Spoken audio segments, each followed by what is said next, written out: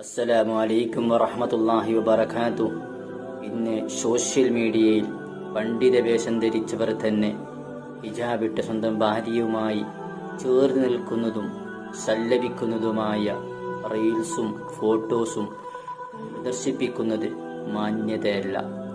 പുതിയ കാലത്തെ മതവിരുദ്ധധാരികളിലും ഹിജാബികളിലും വർദ്ധിച്ചു വരുന്ന ഇത്തരം കാര്യങ്ങളൊന്നും ബുഹറവിയായ ഉലമായിന്റെ രീതിയല്ല.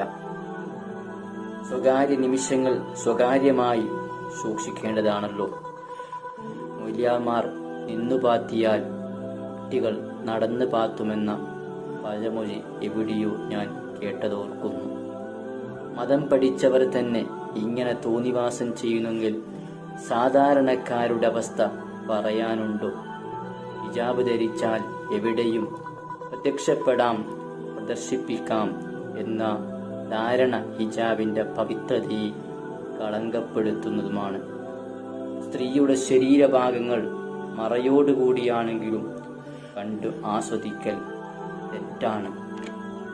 പലപ്പോഴും നമ്മുടെ ആരാധനകൾക്ക് വേണ്ടത്ര താല്പര്യവും ആനന്ദവും ലഭിക്കാത്തത് നിസ്സാരമായി കാണുന്ന ഇത്തരം തെറ്റുകൾ കൊണ്ടാവാം. ഹബീബായ റസൂൽ സല്ലല്ലാഹു അലൈഹി വസല്ലമ തങ്ങൾ നമ്മോട് പറഞ്ഞത്, സ്ത്രീയുടെ ഭംഗികളിലേക്ക് നോക്കുന്നത് ശൈത്വാന്റെ അമ്പുകളിൽ നിന്നുള്ളൊരു അമ്പാണ്. ആരെങ്കിലും ആ നോട്ടത്തെ ഉപേക്ഷിച്ചാൽ സന്തോഷമുണ്ടാകുന്ന രൂപത്തിൽ ആരാധനകൾക്ക് അല്ലാഹു മാധുര്യം നൽകും. അല്ലാഹു സുബ്ഹാനഹു തആല നമ്മെ സജ്ജനകളിൽ ഉൾപ്പെടുത്തട്ടെ.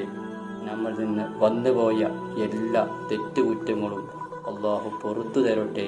ആമീൻ യാ റബ്ബൽ ആലമീൻ.